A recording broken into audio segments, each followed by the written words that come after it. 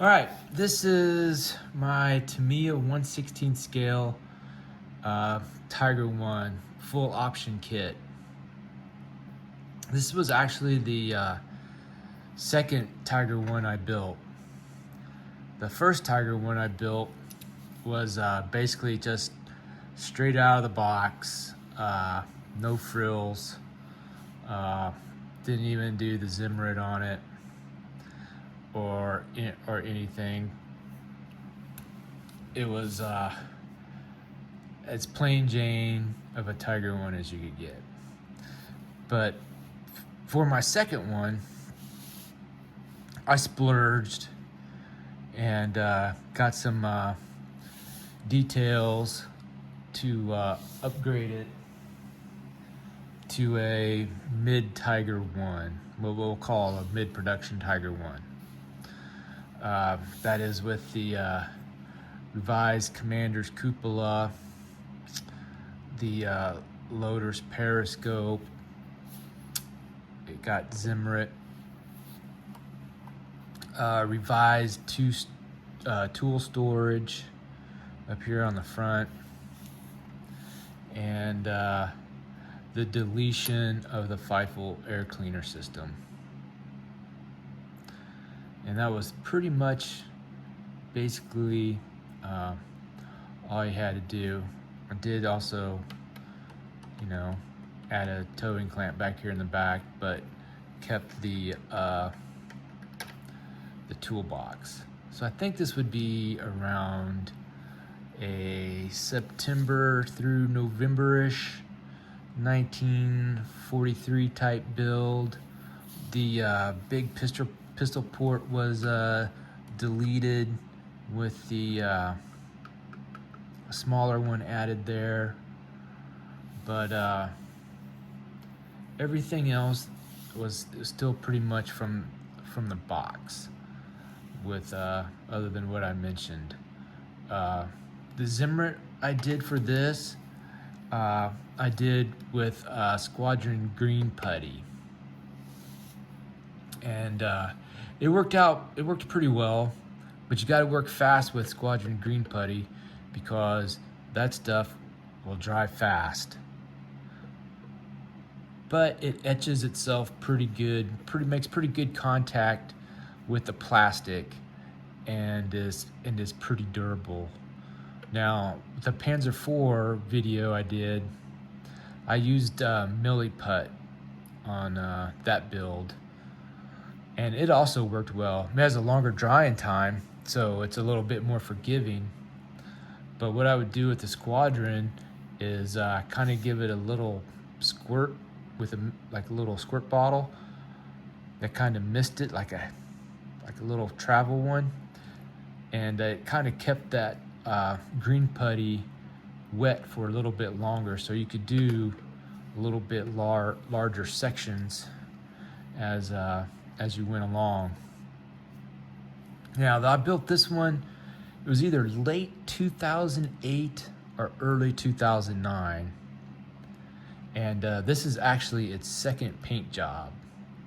It did have a, the standard Dunkelgelb and Rot Brown and green tricolor camouflage.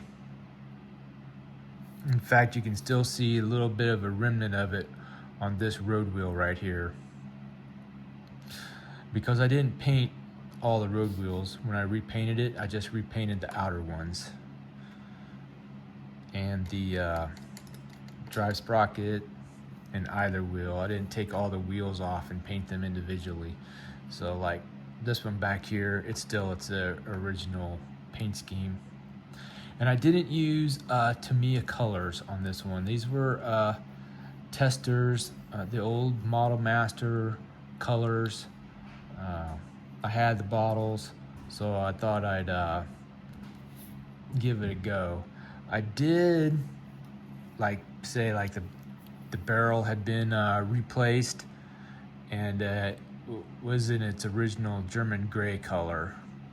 But as you can see, I mean, I battled this tank a lot, and just the recoiling as I actually wore paint off, and you can see here on the muzzle brake that it's caught a lot of abuse too. It's all chipped and down to it's bare metal, because this is the metal muzzle brake and metal barrel.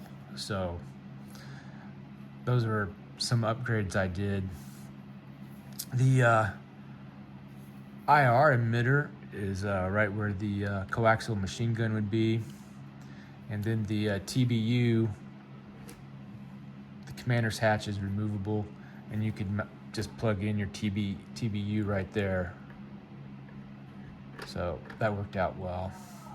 Some other metal upgrades I did were the spare track holders, but because of this top is removable right here, so you can do maintenance, and you wouldn't be able to hold the spare track in, because if you had to take the top off, it was just a mess. So I just deleted the spare track, but just have the holders on there.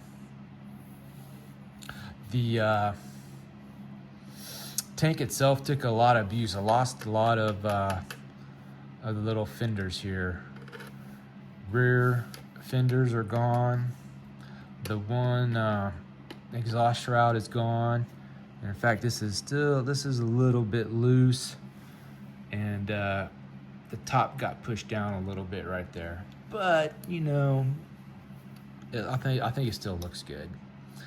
The tow cables, I added these after the museum closed, along with this metal spare track up front, because when you were battling, and these are just held in by the hooks up front up here, so they wouldn't stay. I didn't want to lose them. And having the tow cables over here, because this top is removable to access the inside and the gearboxes and everything, you'd have to undo these. So these were generally left off. Still look good now though, and it has a metal antenna. The front road wheel, a lot of tanks on the Eastern Front these would build up with snow and mud and lock up. So a lot of units removed this outer road wheel on the first station. So that's what I did on both of mine, on both sides. You know, I like that look. It looks good. The front sprocket hubs are held on by magnets right there. So you can just pop those in and they'll hold. Of course, it's got the mesh engine screens on there.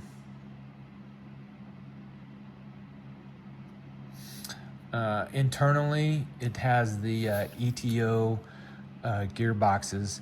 Doesn't have the stock Tamiya ones in there anymore. Those were long gone. And it also has the Weekoe, I think I'm pronouncing that right, suspension. It doesn't have the stock kind of like flat spring suspension bars you slide in.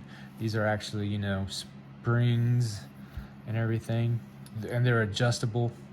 So those suspension components got installed. This one was really set up for IR battling as much as possible. And my son drove this tank a lot. I drove it a lot. It's the oldest tank in my collection, and it has gotten probably the most right behind the Panzer IV use by far out of my tanks, because one, it's the oldest. This is probably getting up there to 17, 16 years old, and it's seen a lot of battle weekends at the museum. And the only thing that has really been replaced on it has been a couple recoil units have been replaced in here for gun recoil, and that's about it. it's been a solid tank. I like the Panzer IV slightly better because it's smaller, a little bit more maneuverable, but this one's not bad either. I mean, it's a great running tank also. And if you were looking to get into IR battling or just having an RC tank, the Tiger One is not a bad option. Now, I can't say anything about the Leopard or the Abrams because I'm not into modern armor all that much, and I've never owned those tanks. But all of the World War II era ones, Pershing, IS,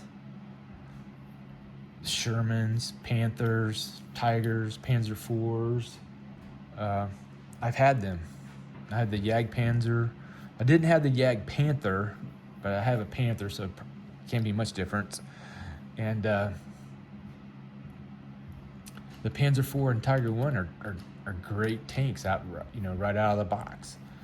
I did run metal tracks with this for a while, but before I switched to the upgraded ETO armor gearboxes, those tracks are heavy, and that adds a lot of strain onto the gearboxes. So I would not recommend metal tracks. The plastic ones are good, and they'll last a good amount of time. I wouldn't even worry about them. This side has dang near lost all of its fenders over the course of many weekends. And this is, I believe I want to say this is still original paint underneath here when it got its repaint. I did have some of the wood handles up here for the gun cleaning rods, but they've been lost over the years. I think that's, only got one left.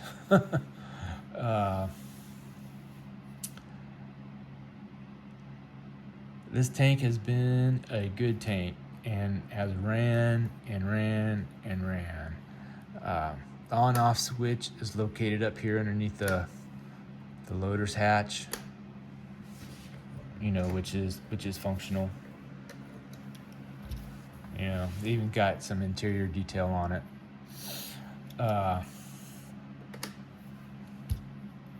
This thing's got a lot of upgrades performance-wise.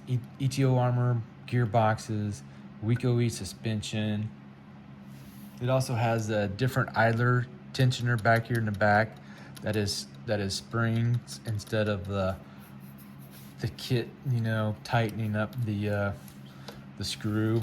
I believe Daryl Turner made that back in the day, and so I can push this in just a little bit, and that's all springs, and the springs force it back out.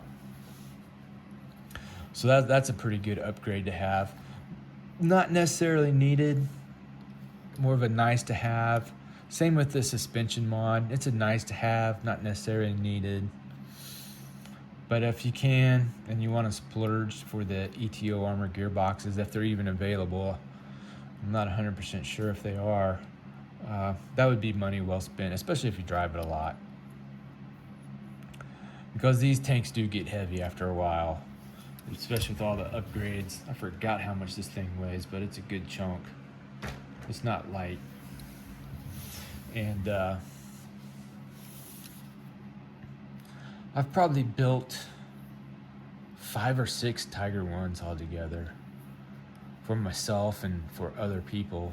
And they're a great tank. They really are. I think Tamiya re-released it not too long ago. And I know that they're expensive. Not like they were, almost 20 years ago when they were a little bit cheaper. But if it's something you're wanting to get into and you have the money to spend on a Tiger One kit, that is definitely a good way to go. Now, when I repainted this, all the insignias and turret numbers are all painted. right? Except for the back here, which is a decal. We're the 506th Heavy Battalion. A lot of these tow hooks, the C-clamps right here, I got out of a King Tiger kit. So that worked out pretty well. The track cable, the track mounting cable that went along here, I didn't mount that, but I just mounted the brackets for it. So all of those are in there, and I think they look pretty good. It was easier to paint the cross without them there. Yeah, I did the Zimmer and all by hand. I think it came out pretty well. Mounted the IR coaxially, which is kind of nice. TBU went up here at the top.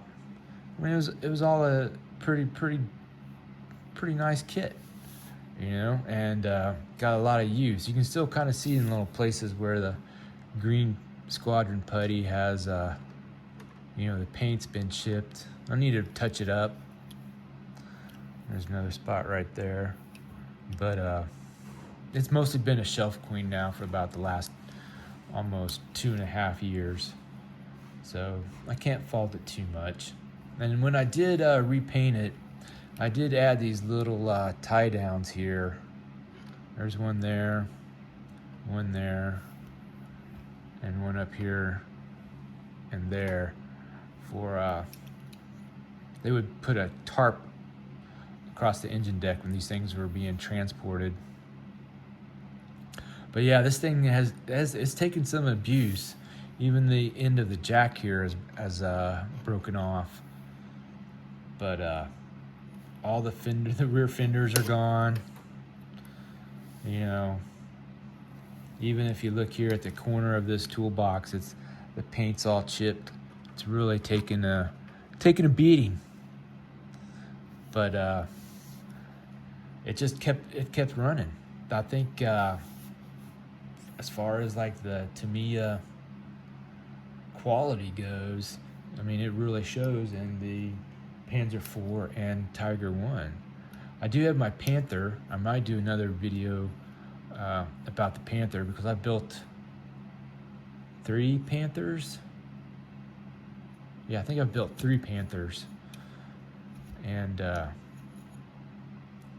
built one for a guy. I built one and sold it, and then I have my 3rd one. So yeah, that'll be another video about that. But yeah, this has been a good running tank. On its 2nd paint job,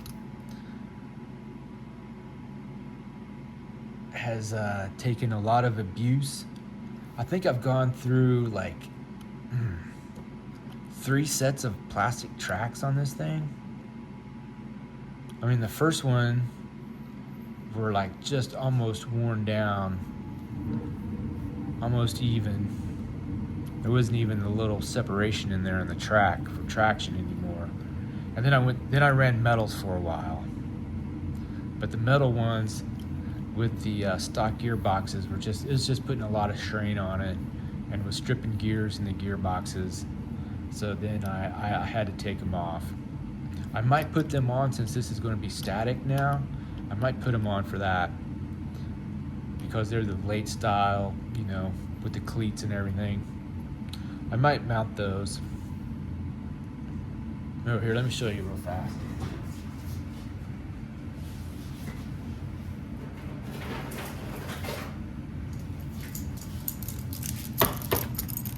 Yeah, so these are the metal ones. As you can see, they do have the cleats in them, and these are heavy. I mean, they're a good chunk of weight right there. And significantly, this would be a lot for the stock gearboxes to pull and move. But yeah, I may end up putting these back on, since it's basically a static kit now. But it's been a great tank. My son particularly liked battling it. He drove it a lot. He had a Hinlong Panzer III I converted with Tamiya electronics in it that he drove and drove and drove. And then when that thing broke down and I had to work on it, he drove this. But I wasn't driving it. So yeah, this thing has seen a lot. I mean, you could even see like where that barrel is from recoiling has really worn down to the metal again. And now the muzzle brake right there really took a lot of abuse. All the paint's chipped. You know, still has a little bit of the Danville dust on there. I think that makes for good weathering. And here you can see those little tie downs I added right there. And then another one right there. So I added those details. And there you can see some of the chipped paint with the squadron green putty underneath. Had to do the weld bead around the cupola. But yeah, this has been a great running tank. And it'll make a great static kit, you know. And whenever I want to run it, I'll just be able to like throw a battery in it, turn on the radio, turn it on, and it'll run. So there. That's the Tamiya Tiger 1/1/16 scale RC tank. You know, this one's not bone stock, not anymore. It's had some work done to it, but at least it gives you an idea of what you're getting. You know, there's the rear of the tank, some of the detail.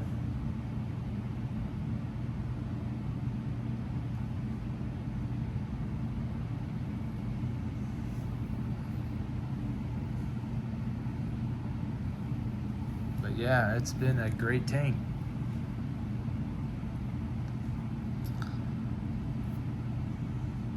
Well, if you have any thoughts or comments, leave them down below, and I hope you give the video a like. Thanks.